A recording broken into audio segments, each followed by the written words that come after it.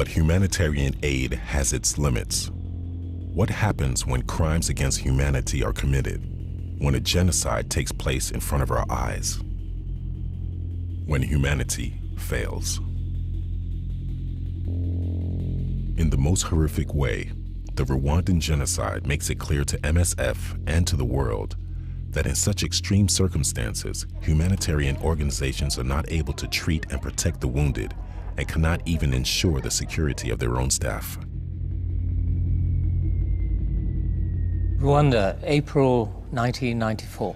Close to 1 million human beings were massacred, Tutsis and moderate Hutus, in a period of 100 days. Including about 250 MSF staff.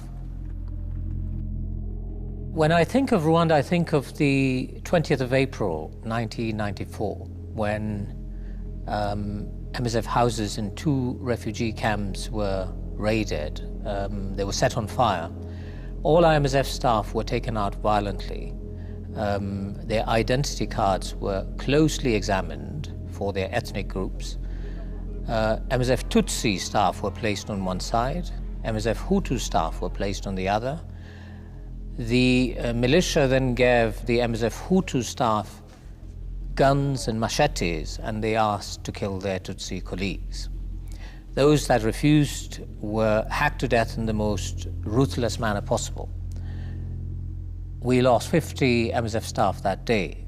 So for me, the Rwandese genocide is about Gerard, it's about Everest, it's about Jean-Marie, friends and colleagues who died or were killed simply because of who they were.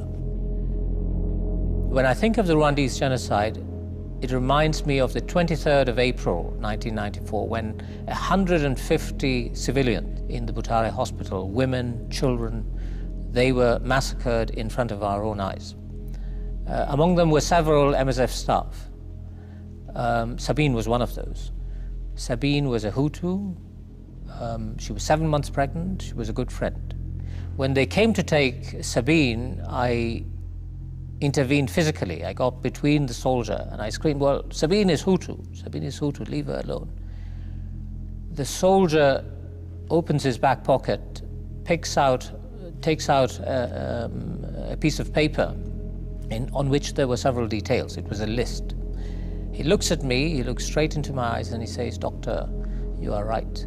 Sabine is Hutu, but this baby is going to be Tutsi." For the first time in Rwanda, I realized that the child follows the paternal line. So Sabine was killed, and so was her baby. So for me, the Rwandese genocide is about Sabine, it's about her baby, it's about all the other staff we lost. Staff that worked courageously even when they saw death in front of their own eyes. I think the Rwandese genocide is a historical moment for MSF, both as individuals and as an organization, because it was the first time in our history that we actually were witness to the massacre of over 1 million human beings.